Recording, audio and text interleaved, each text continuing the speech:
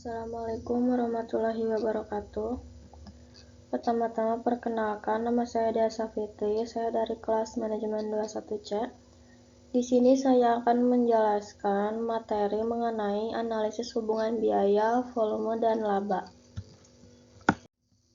Yang pertama ada hubungan antara biaya, volume, dan laba.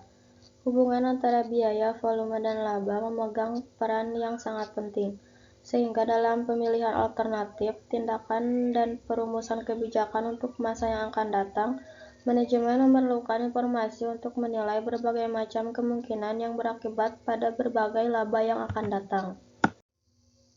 Biaya yang timbul untuk pengolahan suatu produk atau jasa akan mempengaruhi harga jual. Tinggi rendahnya harga jual akan berpengaruh terhadap volume penjualan. Selanjutnya, volume penjualan akan menentukan volume produksi, dan pada gilirannya, besar kecilnya volume produksi akan berpengaruh terhadap biaya. Selanjutnya ada perilaku biaya. Sebagian besar keputusan manajemen memberikan informasi biaya yang didasarkan pada perilakunya. Berikut penggolongan biaya atas dasar perilakunya. Yang pertama, biaya variabel. Biaya-biaya yang totalnya selalu berubah secara proporsional dengan perubahan volume kegiatan atau produksi atau penjualan perusahaan.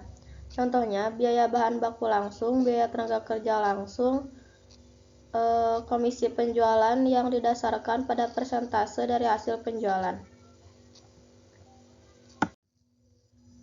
Yang kedua ada biaya tetap. Biaya-biaya yang dalam jarak kapasitas tertentu totalnya tetap, meskipun volume kegiatan perusahaan berubah-ubah. Biaya tetap secara total relatif tidak berubah pada berbagai tingkat volume produksi, sedangkan biaya tetap setiap unit akan selalu berubah pada berbagai tingkat volume produksi. Yang ketiga ada biaya semi variabel. Adalah biaya-biaya yang totalnya selalu berubah tetapi tidak proporsional dengan perubahan volume kegiatan perusahaan. Perubahannya biaya ini tidak dalam tingkat perubahan yang konstan. Pada biaya semi variabel terkandung unsur biaya tetap dan unsur biaya variabel. Biaya semi variabel dapat dibedakan pada tingkat perubahannya semakin tinggi dan yang tingkat perubahannya semakin rendah. Selanjutnya ada pola perilaku dan fungsi biaya. Menentukan pola perilaku biaya berkaitan dengan pemisahan biaya ke dalam unsur biaya tetap dan biaya variabel. Untuk keperluan perencanaan pengendalian biaya, hubungan antara biaya total dengan volume kegiatan perusahaan dinyatakan dalam fungsi biaya. Biaya total sama dengan biaya tetap total ditambah biaya variabel total. Untuk menyederhanakan, dianggap pola tersebut berbentuk linear atau garis lurus. Oleh karena itu, berlaku asumsi yang pertama, hubungan teknis antara input dan output bersifat linear. Yang kedua, jumlah input yang diperlukan harus sama dengan jumlah input yang digunakan. Yang ketiga, harga perolehan input bersifat linear dengan kuantitas input yang digunakan.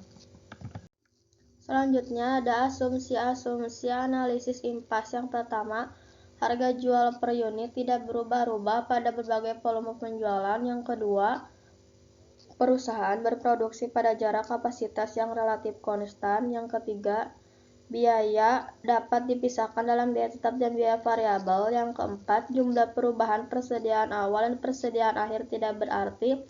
Dan yang terakhir, jika perusahaan menjual lebih dari satu macam produk, komposisi produk yang dijual dianggap tidak berubah. Sekian presentasi dari saya. Maaf apabila ada salah-salah kata. Saya akhiri. Wassalamualaikum warahmatullahi wabarakatuh.